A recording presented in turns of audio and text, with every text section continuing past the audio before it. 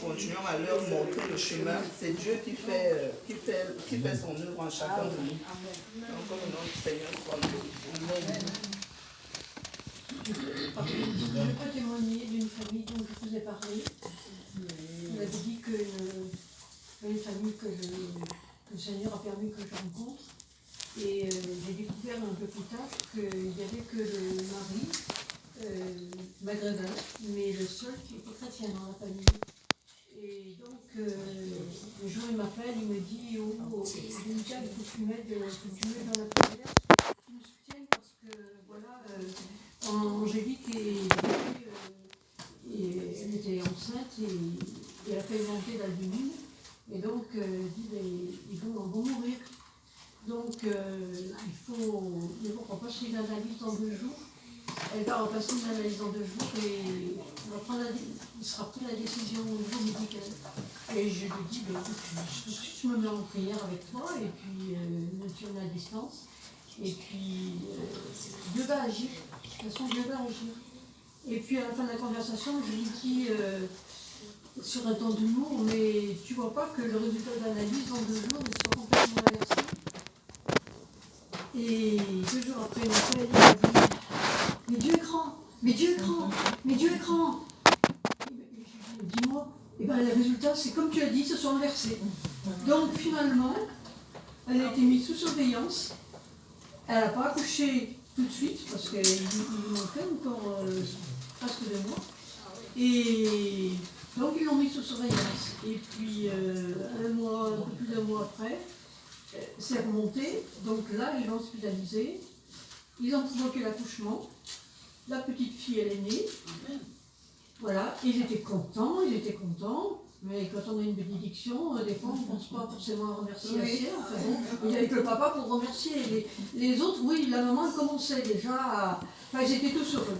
Puis au bout de 10 jours, la maman s'aperçoit que la petite, elle s'étouffe. Ils appellent vite le service de secours. Et les enfants pleuraient tous, ils sont 5 ou 6. Ils pleuraient tous de voir leur petite soeur qu'ils connaissaient, et puis qu'elle partait, qu'elle était en train de mourir. Alors, ils ont dit, mais non, on ne peut pas... Enfin, voilà.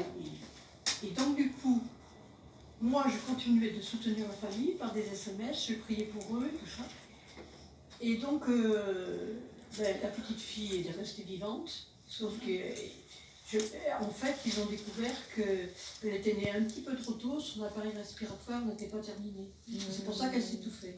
Donc, comme médicament, ils ont trouvé qu'il fallait lui donner de la caféine pour lui donner du stimuler son.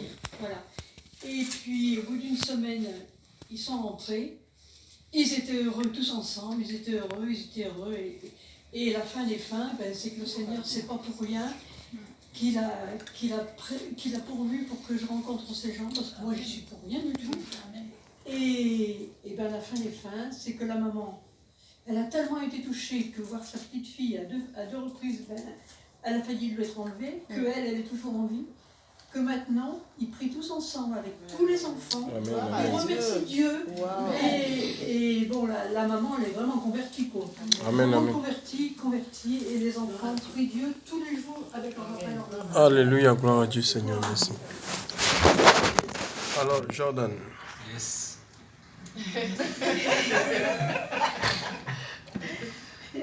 Bonjour. Bonjour.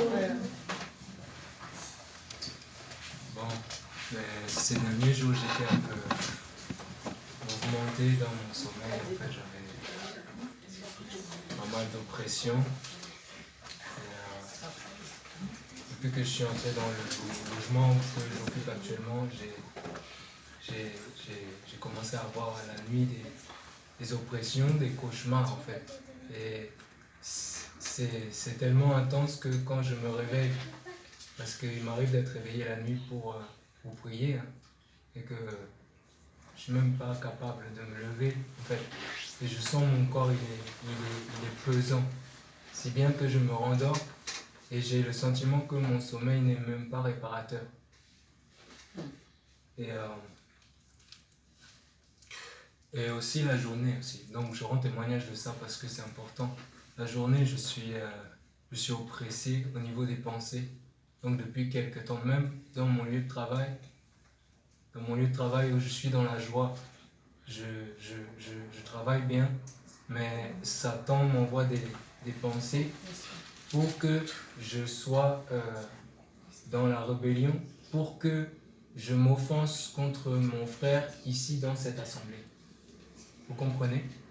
Alors que les choses se passent comme elles doivent se passer, puisque présentement nous sommes en mesure d'affirmer qu'il y a l'unité que l'Esprit de Dieu recherche au milieu de ses enfants. En fait.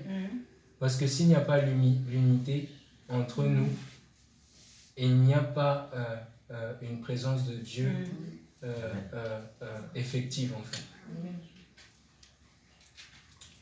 Et, mais en fait, il y a un degré, il y a une mesure en fait. Parce que Dieu ne peut pas nous éprouver au-delà de nos forces, mais aussi c'est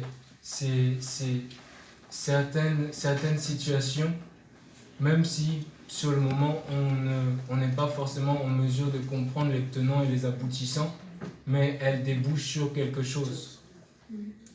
Et vraiment, ce qui compte, c'est de tenir ferme. Parce qu'on a le raisonnement de l'esprit pour savoir ce qui est bon et ce qui n'est pas bon.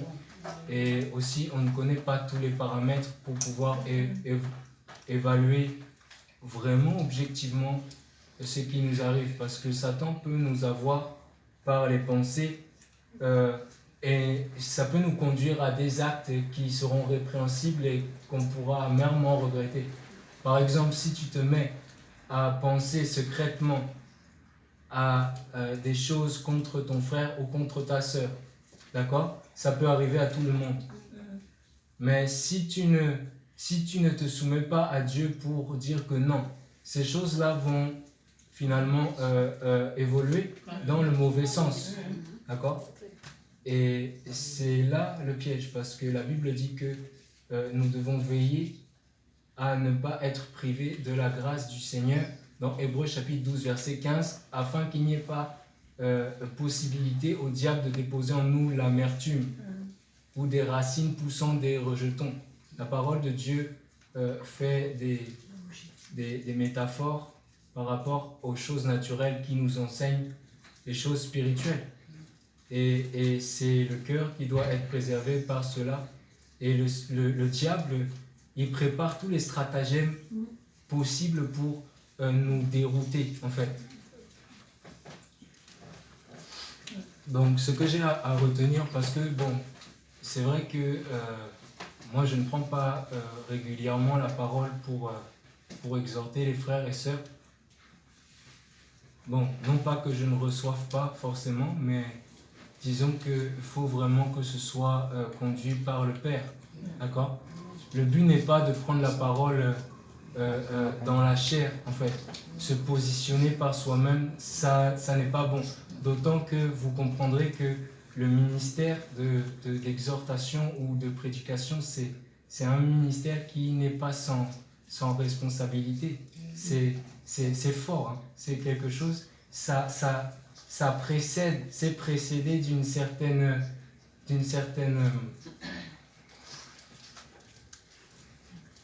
c'est consistant au point où ça ne sera pas sans attaque et persécution qui peuvent nous renverser. Donc c'est difficile en fait. C'est difficile il faut le supporter. Et depuis que je fréquente au milieu de vous, que je vous côtoie, je dois dire que je n'ai jamais autant appris de toute mon existence. Pas forcément parce que vous ouvrez la bouche pour dire des choses inspirées, mais parce que je vous regarde vivre. La communion fraternelle, c'est aussi ça. On vit des choses qui ne se racontent pas forcément ou qu'on ne peut pas forcément exprimer. Et j'aimerais insister sur le fait que notre progrès, elle est due au fait que nous attachons notre cœur au positionnement dans lequel Dieu nous établit. J'aimerais encore insister sur ce fait-là. J'ai déjà eu l'occasion de partager là-dessus, mais on ne donne que ce que l'on a reçu. Et moi, c'est ce que j'ai c'est ce que j'ai reçu ces dernières années. Parce qu'on a tous des chemins de vie différents, d'accord? On a tous côtoyé des assemblées. On a un témoignage en particulier. Et aussi, on n'est pas appelé dans l'œuvre de Dieu à exercer les mêmes dons. Et aussi, ce qu'on a à vivre les uns les autres diffère. Je n'aurai pas la même expérience que ma sœur Patricia. Pourquoi? Parce que ma sœur Patricia n'a pas reçu le même appel que moi. Et aussi parce que ma sœur Patricia est différente de moi. Non pas seulement parce que c'est une femme, mais aussi parce que le poids et la mesure que Dieu lui a attribuée est différent. Donc par conséquent, on ne pourra pas forcément se comprendre. Comme ce que j'ai vécu ces dernières nuits. Je ne pourrais pas vous l'exprimer. D'accord? Je serais incapable de le faire sans maladresse. Je préfère me taire. Mais tout ce que je peux dire, c'est que c'est intense au point où, quand Marc 13, 22 dit que certains seront séduits dans les temps de la fin, parce que le diable redoublera de stratagèmes pour faire tomber les chrétiens. Mais ce sont des choses qu'on vit en fait, parce que on marche dans la sanctification. Par conséquent, on est exposé. Le diable cherche à nous faire tomber parce qu'on ne mesure pas l'impact quand on exerce nos dons, en fait, dans notre vie quotidienne. Et ça, c'est dû au fait qu'on est en accord, on a accordé notre vie au désir du Père, du moins en partie, parce qu'il y a encore des choses à mettre en règle. D'accord? On est en chemin. Mais toutefois, on n'a pas endurci notre cœur lorsque nous avons été conduits à changer, que ce soit dans nos comportements, dans notre vie quotidienne, le caractère, mais aussi dans les orientations que Dieu a pour nous. Parce que si on s'était écouté promptement, mais c'est possible que nous ne serions pas là aujourd'hui. Nous aurions choisi peut-être des chemins différents, en fait. Amen. Donc, et le frère François a tout à l'heure parlé de la patience. Donc, et on a chanté que le Seigneur a des promesses individuelles et d'autres sont universelles, c'est ça? Universelles, individuelles. Je me souviens d'un temps où le frère Jean-Georges avait reçu ce cantique et il nous avait exhorté sur justement cette prophétie.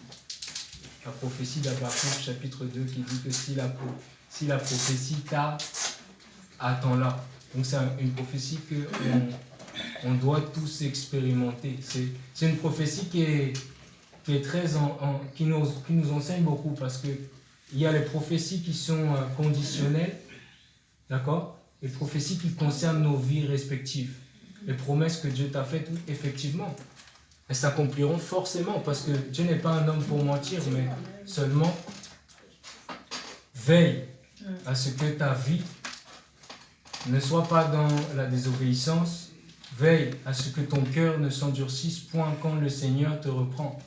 Même si tu dois être blessé dans ton amour-propre, mais veille à ce que tes pensées soient régénérées, renouvelées, et que tu sois dans une attitude de remise en question pour ne pas passer à côté de ce que le Seigneur veut t'enseigner. C'est très important.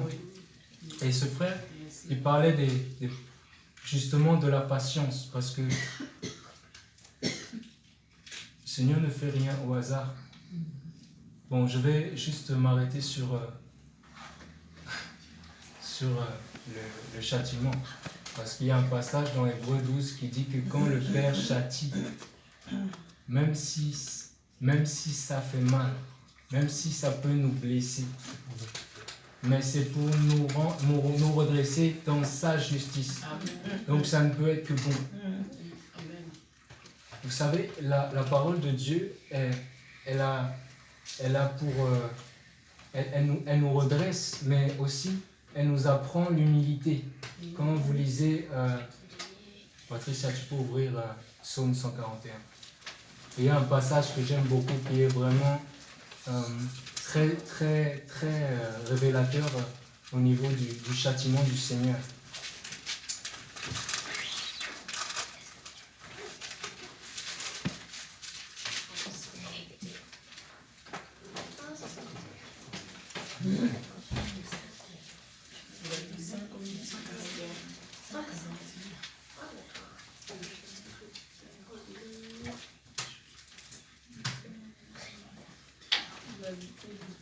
Psaume de David. Yahweh, je t'invoque. Hâte-toi de venir vers moi. Prête l'oreille à ma voix lorsque je crie à toi. Que ma prière te soit agréable comme l'encens et l'élévation de mes mains comme l'offrande du soir. Tu peux continuer. Yahweh, mets une garde à ma bouche. Garde l'entrée de mes lèvres. N'incline point mon cœur à des choses mauvaises, au point que je commette quelques méchantes actions à malice avec les hommes qui font le mal, et que je ne mange point de leurs délices. Que le juste me frappe, ce me sera une faveur, et qu'il me réprimande. Ce sera pour moi un baume excellent. Continue. Oui, tu peux continuer. Il ne blessera point ma tête, car ma prière sera pour eux leur calamité. Quand leurs gouverneurs auront été précipités parmi des rochers, alors on écoutera mes paroles, car elles sont agréables. Tu peux t'arrêter ici. Merci. Donc, ce qui m'intéresse particulièrement, c'est le verset 5. Mais là, ici, on parle du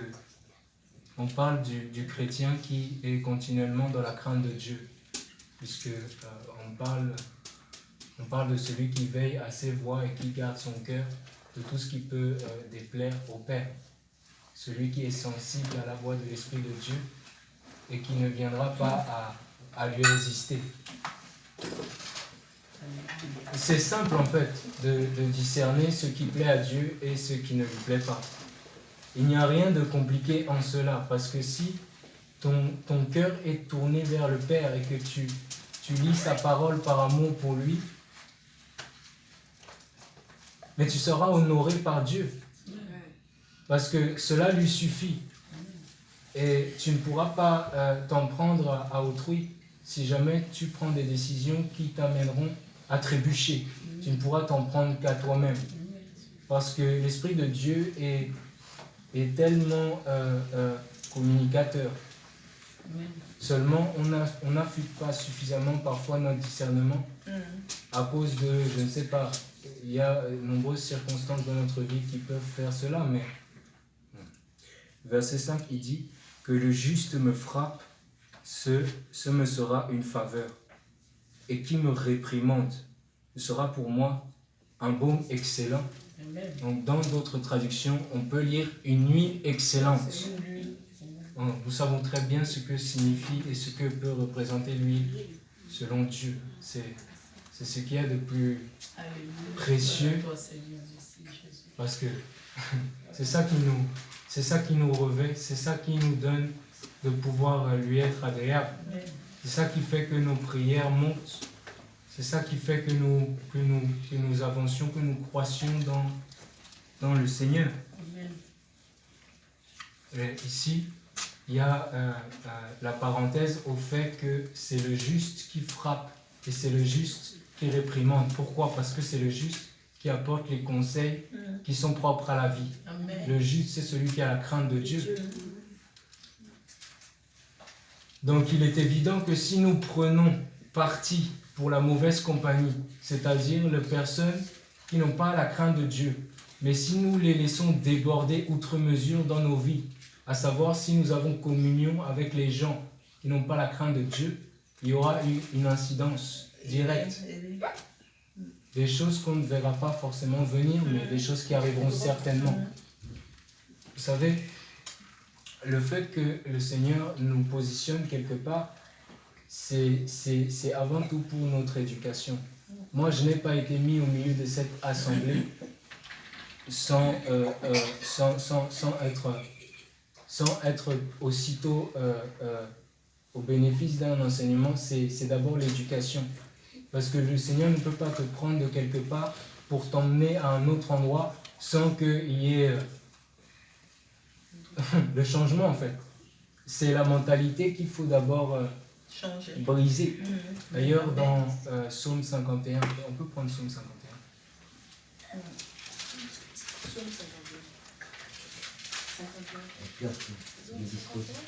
Oui. Donc je voulais juste vous dire que ce jour,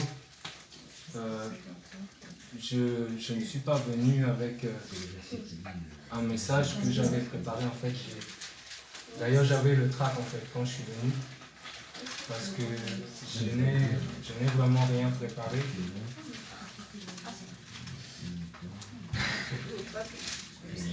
Alors, vraiment, si j'ouvre ma bouche ce matin, c'est vraiment une grâce parce que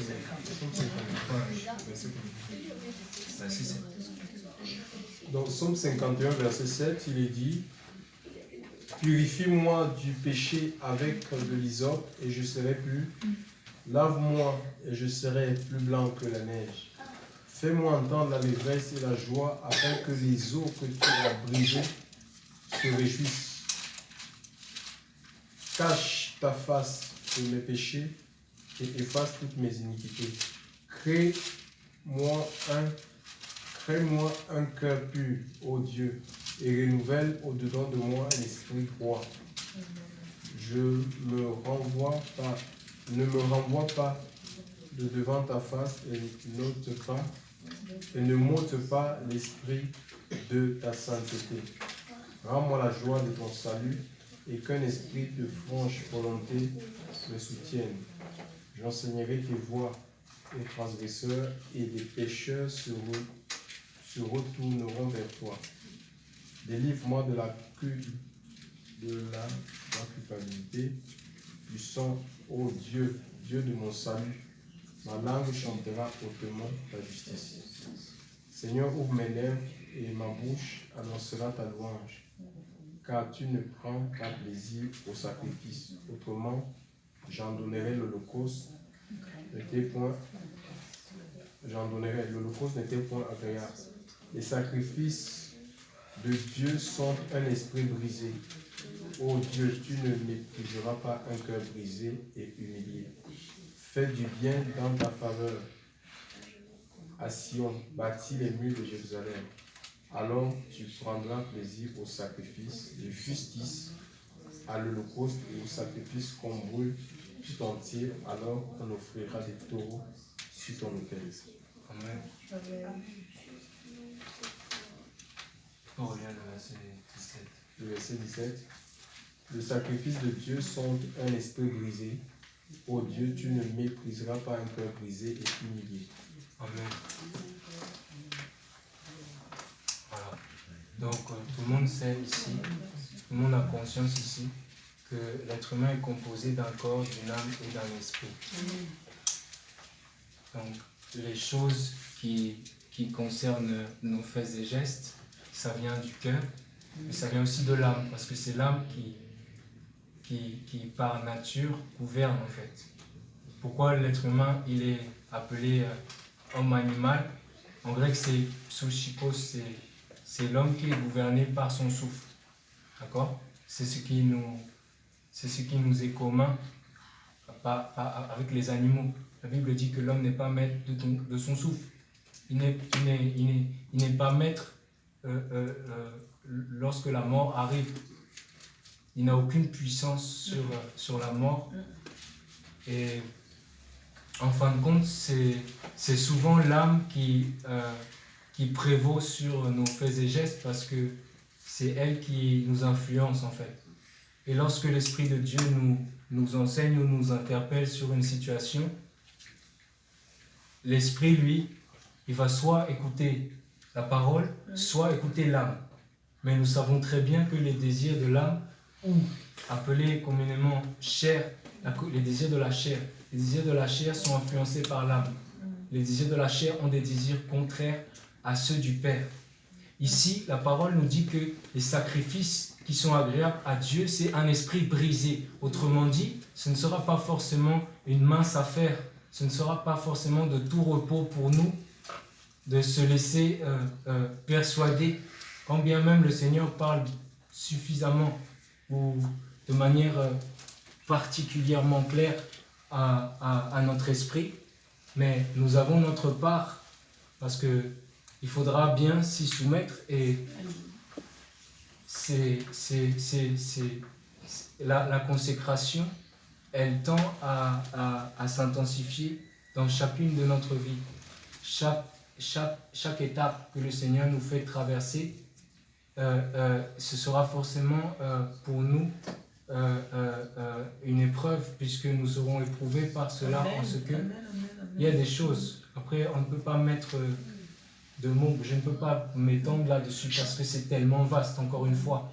Ce que ma sœur Marilyn a à vivre avec le Seigneur, moi je ne sais pas, c'est son intimité. Mais je sais qu'il y a des situations qui peuvent l'éprouver, au point qu'elle a même témoigné qu'elle a versé des larmes. Donc si elle a versé des larmes, le moment de chagrin qu'elle a eu à éprouver, il n'y a que Dieu qui soit témoin de ces choses-là. Même si elle nous les rapporte, on n'est pas dans son cœur pour savoir ce qui s'est passé, mais elle dit avoir éprouvé un sentiment de culpabilité sur le fait qu'elle aurait peut-être fait des mauvais choix dans sa vie, ce qui aurait pu l'amener à vivre cette situation. Mais sa démarche a été la meilleure puisqu'elle a fait preuve d'humilité, elle s'est mise à genoux et elle a prié Dieu que sa situation puisse évoluer. Et c'est ça qui est bon parce qu'il n'y a pas de mal à cela. On est tellement faillible que de toute façon, c'est la faute, elle est... Mais Dieu, il peut permettre aussi que si on fait une faute, si on a l'attitude de repentance, excusez-moi, mais je vais reprendre un passage dans 2 Corinthiens 7. 2 Corinthiens 7.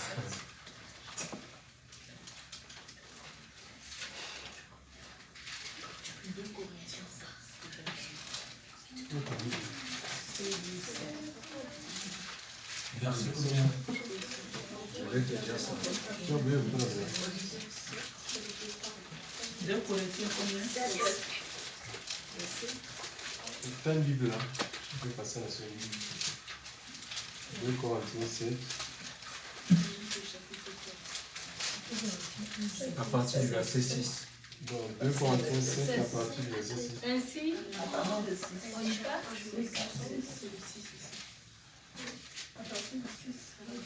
Verset 6. 2 Corinthiens 7, verset 6.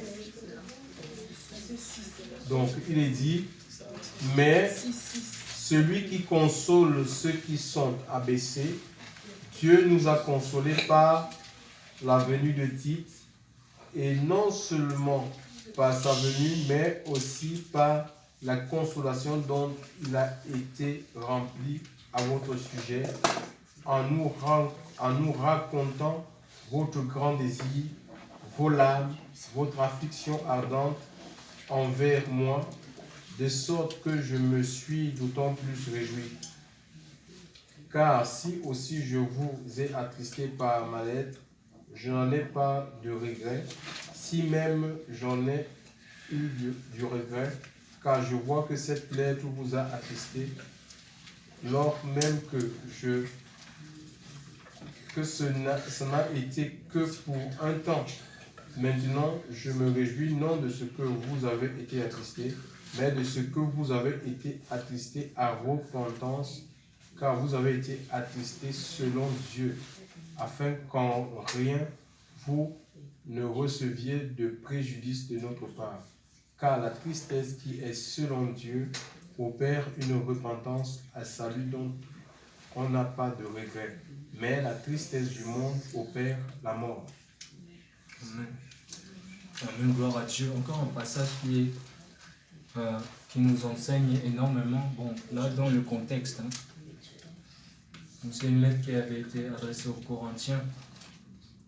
On ne sait pas ce qui ce qui pouvait se passer dans la tête de Paul lorsqu'il a écrit ses lettres, mais à l'évidence, il met en cause les faits et gestes que les Corinthiens auraient pu avoir et qui leur auraient porté préjudice, au point où on sait que dans cette église-là, il y avait énormément de divisions, de divergences, parce que les uns les autres n'étaient pas forcément fermes dans l'obéissance à Dieu. C'est pourquoi il a écrit ces choses-là. Donc nous-mêmes, on peut avoir des situations dans notre vie dans lesquelles on se sent vraiment abattu. Mais ici, ce que la parole nous enseigne, c'est que Dieu peut se servir justement de ces situations pour nous amener à comprendre là où il veut en venir par rapport à par exemple un trait de nos caractères ou un trait de nos comportements ou nos raisonnements ou les choses auxquelles on tient dans notre vie. On peut être dans le sentiment.